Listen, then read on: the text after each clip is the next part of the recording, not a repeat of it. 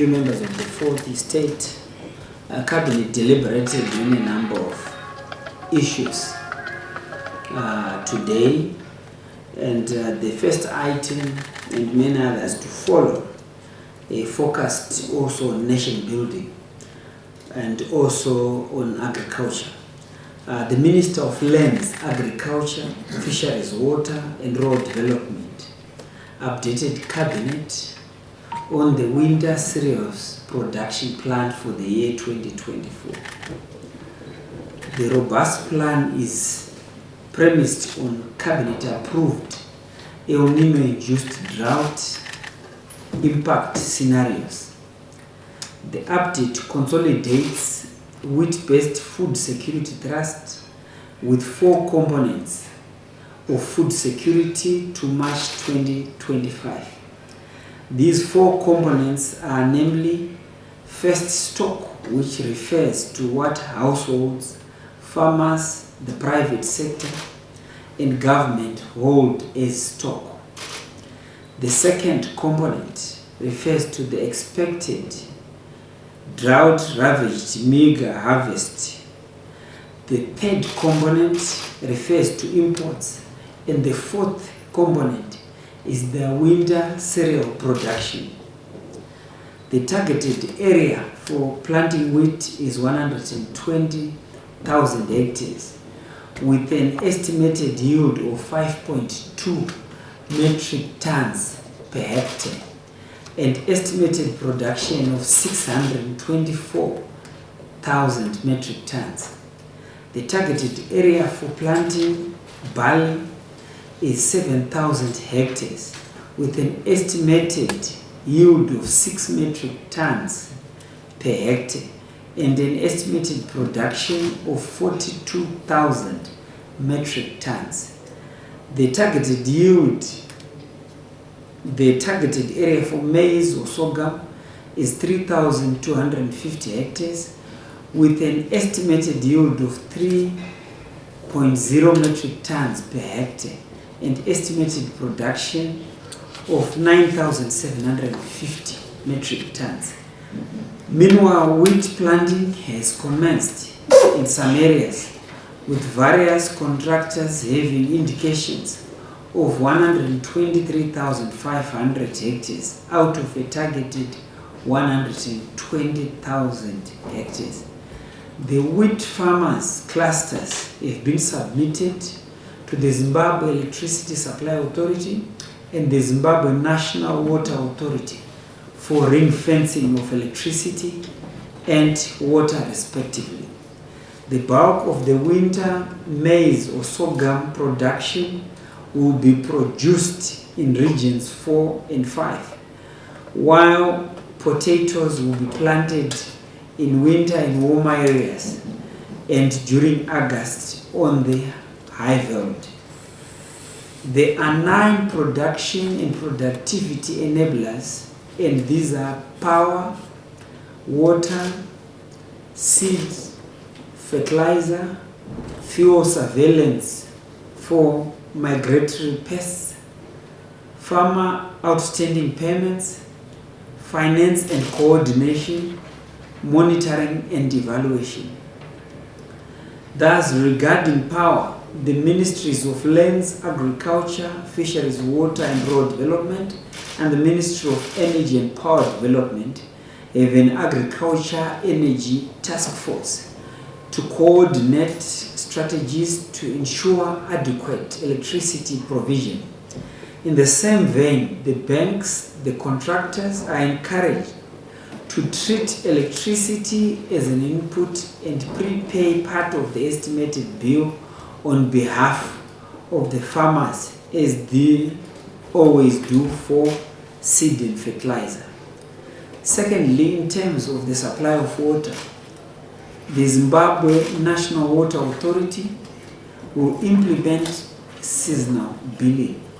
The 31% tariff reduction is yet to be gazetted, but this will be backdated in order not to prejudice farmers. Farmers on stop order facilities will not be charged monthly interest on overdue bills as was the case before. The Zimbabwe National Water Authority will only start charging interest after farmers on stop order agreements have been paid. Thirdly, there is assurance of adequate fertilizer from the major manufacturers. The winter wheat fuel requirements will be made available through commercial outlets. Fourthly, the surveillance for quail roosting sites is ongoing, and a command center will be established to coordinate surveillance and control, whilst the provincial command and control centers will be set up. The Honorable Vice President, Comrade KCD Mohadi, who is also the chairman of the Cabinet Committee on State Occasions and National Monuments, presented an update on the preparations for the 2024 Independence Anniversary celebrations and the Children's Party. The nation is advised that the preparations for the Independence Anniversary celebrations and the Children's Party are complete in terms of infrastructure that has been put in place and the mobilization set up as well. For the independence celebrations, the government of Zimbabwe, led by His Excellency the President Dr. Idi Mnangagwa, is inviting all Zimbabweans to attend and to participate, including captains of industry, the academia, all members of parliament, senators, chiefs, opposition politicians and their leaders, business and religious leaders to Murambinda in Manicaland province. The following construction works have been completed: the main arena, the terraces for the football pitch, the changing rooms, the ablution facilities, the classroom blocks at Murambinda A and B schools, and the painting of the buildings at the 3 schools. Furthermore, the dislodging of the ablution facilities at the 3 schools, including the tanks at the Zimbabwe Public Police at Murambinda, has been completed. The installation of perimeter fencing at Murambinda Secondary School, the pitching of tents at the main venue, and the rehabilitation and grading of major roads has been completed. The Children's Party will be held on the 17th of April 2024 at Murambinda A Primary School, with a total of 3,050 learners participating at the event. His Excellency the President, Dr. Idi Mnangagwa, and the First Lady, Amai Auxilia Mnangagwa, will host the child delegates from the provinces. The nation is advised that the Independence Torch Relay commenced on the 11th of April 2024 in Headlands in Manicaland province, and the Honorable Vice President Dr. CGDN Chiwenga officiated at the event of the lighting of the Independence Flame on the 12th of April 2024 at Magamba District, Heroes Eka in Rusape. The Independence Flame Roadshow took the torch to Nyanga, Mutasa, Matumba 6 Shrine, Mutare, Provincial Heroes Eka, Chimanimani, Chipinge and Buhera. The flame is expected at Zapasi on the 17th of April 2024, where it will be received by the Honorable Vice President, Honorable KCD Mohadi. Thereafter, the flame will be conveyed by torchbearers to the main venue on the 18th of April 2024. The Ministry of Information, Publicity and Broadcasting Services will deploy LED screens, 2 at the Children's Party and 4 at the main arena in order to cater for the anticipated overflow. The ministry has also erected billboards. The Bioscope team is raising awareness on the importance of Independence Day celebrations and also profiling various milestones achieved by the Second Republic. The Ministry of Home Affairs and Cultural Heritage will ensure that security is provided throughout the events. His Excellency the President will hand over 1,000 computers to Buhera district, which will be distributed to all the schools in the district by the Ministry of Primary and Secondary Education. Regarding entertainment, during the event, the nation is advised that a number of artists have already signed contracts.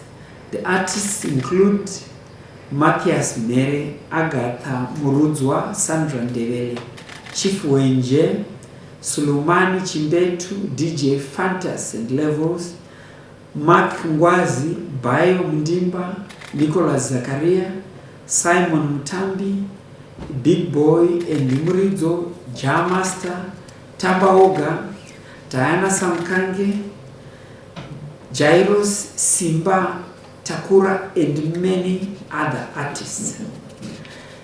Cabinet would like to advise that there will be 2 soccer matches during the celebrations.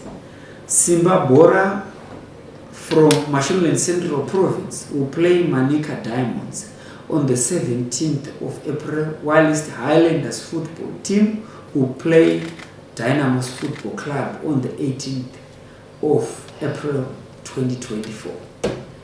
Cabinet also received reports on progress made in the implementation of priority projects for the first 100-day cycle of the year 2024, as presented by the Ministers of Information, Publicity and Broadcasting Services and the Ministry of Sport, Recreation, Arts.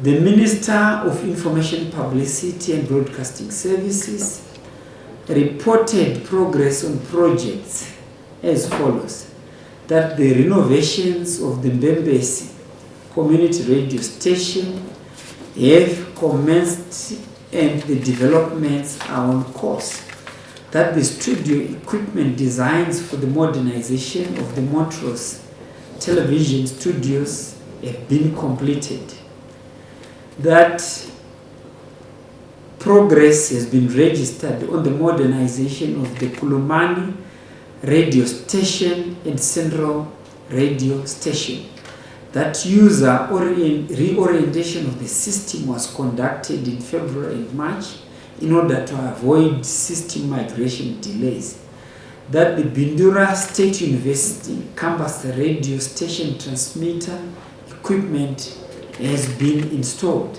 and that an extensive site survey for the Zimbabwe Open University campus radio station transmitter has been conducted, and that the content framework for the documentary series focusing primarily on grassroots communities on Matabele North and Midlands has been prepared. The Minister of Sports, Honorable Dr. Kirsty Coventry, reported progress on projects under her purview. The first being the construction of the Rafemoyo multi-purpose court in Gutu Mashingo province, which has reached 80% in terms of completion. The refurbishment of the National Sports Stadium in Harare Metropolitan Province, which is progressing well, with progress towards the completion of the stadium water reticulation and installation of security systems, which has reached 65% and 50% respectively. The establishment of the Victoria Falls Sculpture Park in Matabeleland North Province, which has reached 55% in terms of completion, whilst the development of a film strategy for arts industry has reached 70% in terms of completion. Cabinet also received a report on the progress made towards Zimbabwe's participation at the Expo 2025 Osaka in Japan, as presented by the Minister of Foreign Affairs and International Trade, Honorable Dr. Frederick Shaw. The nation is advised that Zimbabwe will be participating at the Expo 2025 Osaka under the theme Beyond the Limits, which was inspired by the country's Vision 2030. The theme is also in line with the Expo theme, Designing Future Society for Our Lives. The nation is advised that following the signing of the participation contract, Zimbabwe has since submitted its pavilion design, layout and storyline to the organizers, as well as meet all the deadlines. The Zimbabwe pavilion will be a three-dimensional pavilion consisting of engaging and interactive advanced technologies, multimedia elements, and innovative design concepts that will create captivating and memorable experiences for the visitors. The pavilion will be anchored on the following pillars: Experience Zimbabwe, Opportunities, and Our Future. The pillars will showcase Zimbabwe's rich culture and heritage, tourist attractions, history and the liberation struggle, trade, investment and tourism opportunities, and the aspirations of Vision 2030. Sezvandambotaura, hurumende inotungamirirwa naPresident Idi Mnangagwa iri kukoka maZimbabweans ose kuti auye kumhemberero dzeindependence kwaMurambinda kumaNicaland province. Hurumende zvakare iri kukoka vatungamiriri vese vemudare remuparamende, maseneta ose ari muParliament of Zimbabwe. Iri kukoka zvakare madzimambo, vezvemabhizimusi, vezvemutambo, vatungamiriri vemasangano akasiyana siyana, zvichisanganisira vatungamiriri nevamiririri vemapato anopikisa, kuti tiuye tese tipemberere zuva reindependence musi wa18 April 2024. I thank you. Thank you very much, Honorable Minister, for the detailed presentation. It's now question time.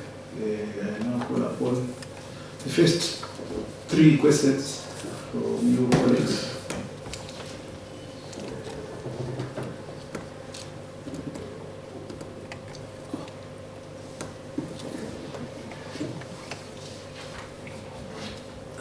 Chief Sec, they seem satisfied. Yes. I just want to maybe hear from Honorable Minister in terms of how impactful have been the power cuts vis-a-vis the economic activities or economic development, particularly when you're looking at the thrust of the Vision 2030. How impactful has been the power cuts or load shedding? Okay. Okay. Yes, any? Yes, sir. Wallace Rushito from the Arrow. My question is directed at the Honorable Minister Msweni. The Second Republic continues to decentralize national events, and at the places where the events are held, we have seen massive development. For instance, at Murambinda B High School and the other school where the celebrations will take place. So my question is, to what volume does this speak of the Second Republic's commitment towards leaving no one and no place behind? Thank you. Yes, any other question? Yes. Maybe I can repeat. Yes, no problem. Okay, so yesterday, ZANU-PF spokesperson, Senator Christopher Mjangwa, said the ZANU-PF party will preside the food aid distribution. I just wanted to understand, because there are fears out there that the food aid distribution will be politicized. So what is the government's position and the measures to ensure that food aid distribution to alleviate a new-induced drought food deficit will be distributed politically? Over to you, Minister. Okay. Thank you, Chief Secretary. I also want to thank members of the fourth estate for the questions.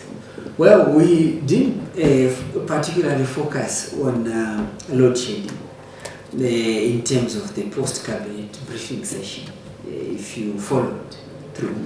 But what I can assure you, if you are referring to the independent celebrations, power in terms of the Zimbabwe Electricity Supply Authority, there will be power, energy will be provided for the national events. But I also want you to appreciate the investment, the magnetic investment climate that has been created by the new dispensation led by His Excellency President Mnangagwa in terms of the energy policy to guarantee and secure energy security. The policy changes that have been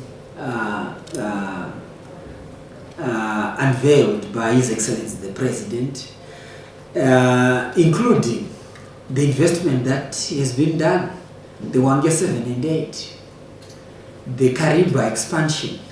All these are initiatives that have been implemented by His Excellency the President Mnangagwa in order to ensure that we've got energy security. The review, the development and adoption of the renewable energy policy that has also added more megawatts to our power generation capacity as a country. Also be a testimony to the commitment by the government of Zimbabwe to ensure that we achieve energy security. The other issues relate to the relaxation of taxation issues in order to support the investment in the solar industry. All these are all steps focused on ensuring that we achieve energy sovereignty. So there are so many projects that His Excellency the President has unveiled. Independent power producers have been supported, and also the capacity to link them to the national grid is also a success story. So all these expansion of activities, be it solar, hydro or thermal power stations, and also the commitment to refurbish most of the old thermal power stations and the refurbishments that are taking place in other areas. All these are commitments to ease and deal with the power challenges. And I'm very confident that we are going to be able to achieve energy security before the end of 2030. So the second issue is about decentralization and okay. My colleague Minister wants to... Thank you, Kostangomu. I can only add to the general thrust and policy thrust that the chair has eloquently described, and to now add a sector-specific perspective to show that the thrust of the Second Republic, led by the President, His Excellency Mnangagwa, has gradually led to a reduction in load shedding. So the question is, what is the impact? The impact of this is less and less load shedding. In 2019, for example, we had 34,000 hectares of wheat. 2024, we're doing 120,000 hectares, all fully irrigated. We've identified 137,000 hectares to irrigate this year, and again backed by the increases in power generation that have now guaranteed this massive production, stellar performance in agriculture, which has led to these surpluses in wheat, because these winter production crops are fully irrigated. and we've seen less and less load shedding happening on the farms. So we're very confident that the impact in terms of load shedding will be progressively less, despite the challenges of climate change that you've seen, the reduction in inflows into Kariba, but innovation elsewhere in terms of ramping up thermal and other sources of power. So we in agriculture are witnesses to this insightful, forward-looking, pragmatic intervention and investment in increased power generation to assure us as agriculturalists that we can farm viably, profitably, with assurance of additional power. This is why this winter we've clustered all the farmers that are going to be doing wheat and given this to ZESA, because ZESA is guaranteed between 100 and 120 megawatts ring-fenced for winter wheat producers. So this is what has happened. Thank you very much. Thank you, Honorable Dr. Masuka.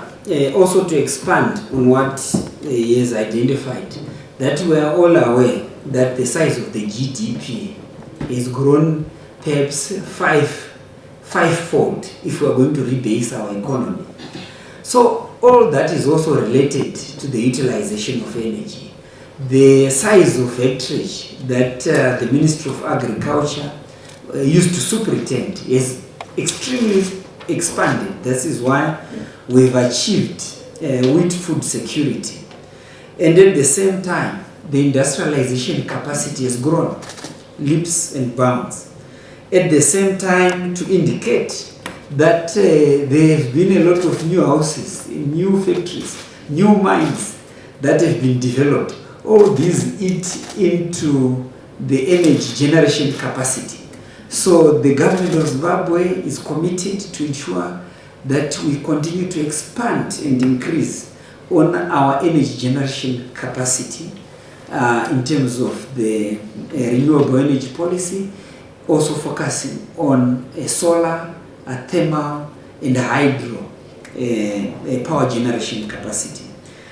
So all this is mainly as a result of one of the fastest growing economies on the African continent. So it relates as the economy expands, as the economy grows in line with the Vision 2030, the same also applies in terms of energy generation.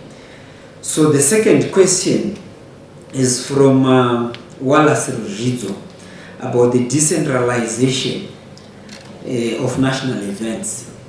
We're all aware that the Second Republic is about servant leadership. It's about devolution. This is precisely why the President has mandated the Ministry of Local Government and all ministries to ensure that we have got the requisite structures, government structures, across all the 10 provinces in order to decentralize and devolve resources. This is also precisely why His Excellency the President constitutionally followed the Constitution in terms of implementation and also in terms of ensuring that resources are devolved in all the 10 provinces in order to support economic and social growth and the economic empowerment of our people across the country. Yes, the government of Zimbabwe is committed to ensure that we leave no one and no place behind as we journey towards Vision 2030. Yes, it's life-changing experience because the President loves the people, he wants to interact with the people of Zimbabwe, he is a leader of the people.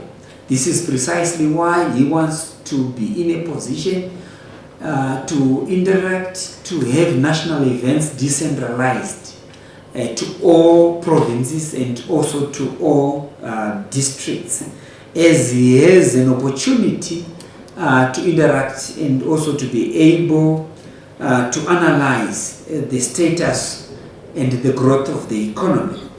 But at the same time, this also gives an opportunity for the particular provinces and districts. Last year we were in Mashonaland Central Province in Mount Darwin. Before that we were in Bulawayo Metropolitan province. This also comes with economic activity, the development of roads and the requisite infrastructure, the construction of schools, the computerization of schools, as I've indicated. That is, Excellency, the President will be handing over 1,000 computers to schools in Buera district. So this is all about the President as a servant leader of the people. So the other question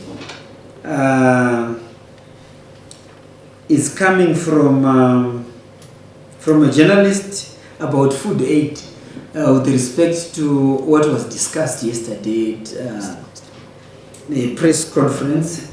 But at the same time, what I can assure you is that the President is already declared and ensured that we have the requisite infrastructure, we have the requisite resources in terms of manpower in government to ensure that no one will die of hunger or starvation. So the government of Zimbabwe, led by His Excellency President Idi Mnangagwa, will ensure that we leave no one and no place behind, as we ensure that our social welfare architecture will be in a position to feed each and every citizen of Zimbabwe. At the same time, to urge all the people of Zimbabwe that as we celebrate independence on the 18th of April, we want to encourage all Zimbabweans to be in a position to wear the national dress, because this is a national event. Thank you.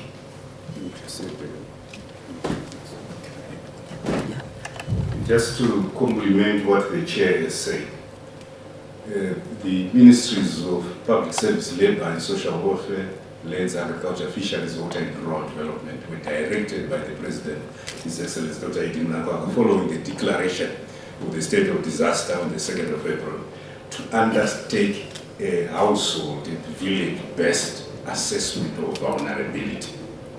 So the deadline was yesterday. All the provinces now are beginning to collect all information about every household in the country and about its status in terms of vulnerability, identify elderly-headed families, child-headed, disabled, chronically ill, and everyone. So a robust village-based register produced, and the village head convening the village assembly.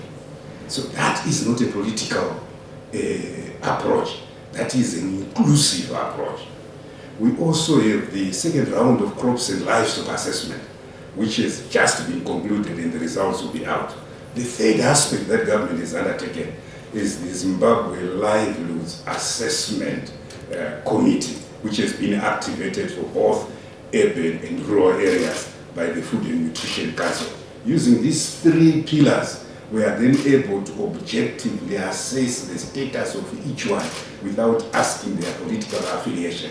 It means that because the process is apolitical, my expectation is that, therefore, the result will be apolitical. It will be a mere listing of the vulnerability status of each of our households throughout the country.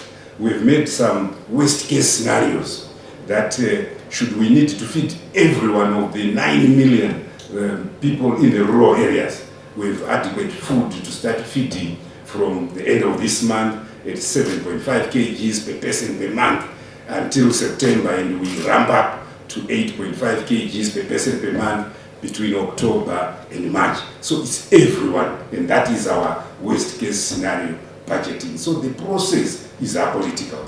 As pronounced by the spokesperson of the Revolutionary Party, it is expected that they would have interest in food distribution and ensuring that none of their supporters and anyone in Zimbabwe will be left out. So they will naturally be interested in ensuring that their support base is healthy. Thank you.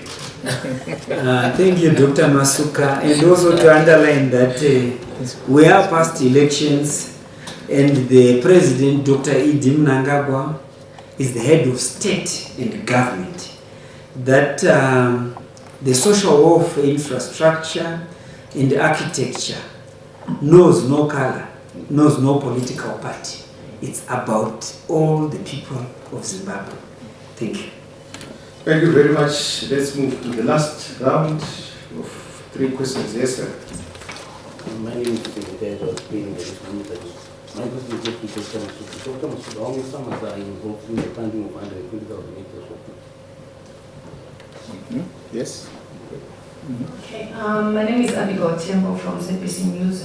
Looking at the winter wheat acreage for this season, which is at 120,000, this is last year's acreage of 85. Is the country fully capacitated? I know you spoke about the issue of electricity and irrigation, but what about fertilizer? Seeing that last year companies were hit by low capacity, which was largely attributed to a number of challenges, including power cuts, capital, and limited foreign currency to import critical raw materials. Have you made any plans for this year to capacitate them? Yes, our last. I wanted to find out about the renovations at the National Sports Stadium. Do we have bucket seats in place, and will the Warriors be able to play their World Cup qualifying match on home side? Thank you. Thank you very much for those questions. Now I hand over to the Minister. Thank you, Chief Secretary. The first 2 questions, they want to know how many farmers are involved, and the second question is in terms of energy capacity. That are we ready? This question is coming from Abigail Tembo. Over to you, Minister. Thank you, Chair, and I thank Abigail Tembo for the question. In fact, the actual hectare that we did last year was 91,900 hectares, not 85,000. And we're increasing to 120,000 hectares. We have identified potential irrigable area of 137,000 hectares. We have listed 9 or so enablers for wheat production. On top of that is power. The second, we said, availability of water, and within those we've also highlighted fertilizer availability and affordability. As of yesterday, 76,000 metric tons of fertilizer was available, which is 64% of the required fertilizer. We are augmenting these with imports, that's augmenting the local supply and manufacture with the imports, and we are confident that by the 30th of this month, when we should have all the inputs, so that when we have this major planting starting on the 1st of May, we will have all the inputs, inclusive of fertilizer, available. Power cuts, we've spoken about the ring fencing, so I am more than confident that we'll be able to surpass this acreage of 120,000 hectares of wheat, noting that we will utilize the full 137,000 hectares for which we will have sorghum and maize on 3,250 hectares, we will have potatoes on 6,750 hectares, we will have barley on 7,000 hectares, cumulatively 137,000 hectares that will require inputs, fertilizer, fuel, the 9 or 10 enablers that I have spoken about, aiming to produce upwards of 800,000 metric tons to be able to add to the food security war chest that we are looking at. Then the second one is about how many farmers. Well, the short answer is many farmers. But let me not talk about the actual number, because that can be many, and we've requested the teams that by the 30th of April, they will have all the numbers in. Let me speak about the numbers in terms of categories. We have the presidential input program, where we are targeting 5,000 hectares. And the presidential input program is for any Zimbabwe, in the communal old resettlement and any such areas, A1, who is their wetland, banning, and everything else that they want to put a crop, from 1 square meter to whatever they can do. They are supported under the presidential input scheme. So we don't have those numbers yet, but we're enrolling them. The second component is of the ADA JVs program, where under the ADA JVs program, we are looking at about 42,000 hectares. And this is with A2 farmers. We've enrolled 28,000 hectares as of yesterday, and we are accelerating that. We will know how many farmers, and we age A2 farmers that have the resources, that have irrigation, water, but do not have fertilizer and other inputs to approach other expeditiously so that they can be enrolled onto this program. Then with the other estates themselves, 2,000 hectares, we also have irrigation schemes. All the irrigation schemes are all now a new business model, the Presidential Vision 2030 Accelerator model managed by ADA. About 300 irrigation schemes with more than 100,000 people are expected to participate under this program. Then we have what we used to call command agriculture in the past, which we now call National Enhanced Agricultural Productivity Scheme, where we have CBZ, we have AFC, we have NMB. Collectively, they will do about 30 or so thousand hectares.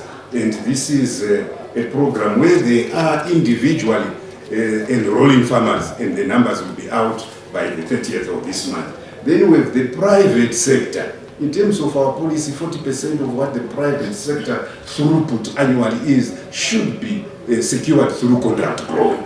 So we have, under the rubric of the Food Contractors Association, this contracting arrangement where 10 contractors have come on board and have said they will identify farmers and contract for it. And again, we will have the full list by the end of this month. Then, when all this is done, we have a very small proportion of farmers who have established the relationships with banks who finance themselves. And again, we will have the full list then. But we think that the support that has been shown by farmers and their motivation to come up and assist the nation in securing food security in an El Nino ravaged season as this one is highly commended. Let me just conclude by saying that in a drought year, people tend to be pessimistic.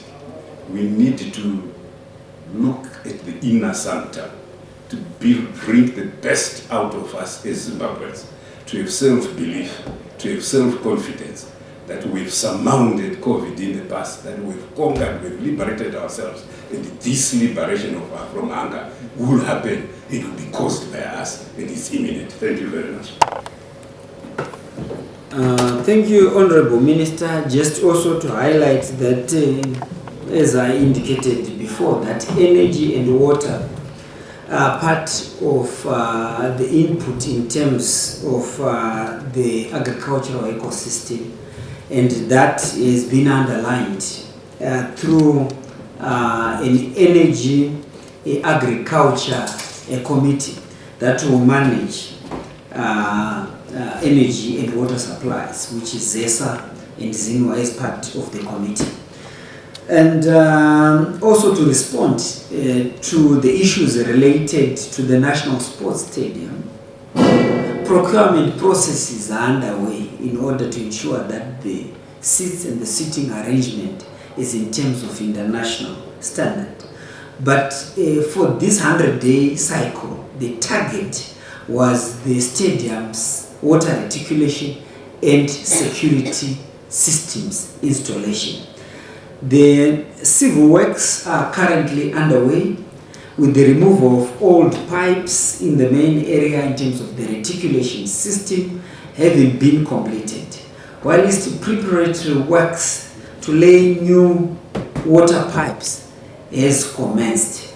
Meanwhile, the tubing and cabling of CCTV installation has already been completed, whilst progress has been towards now on security systems installation, which is now at 50%. So there has been work that has been achieved, and we continue refocusing the targets as we work step by step to ensure that the National Sports Stadium achieves international standards. Thank you. Thank you very much, Honorable Ministers, for responding to those questions. We have come to the end of today's post-cabinet press briefing. Thank you very much. We will meet at Morambinda on the 18th. I hope to see all of you. Thank you very much. Thank you.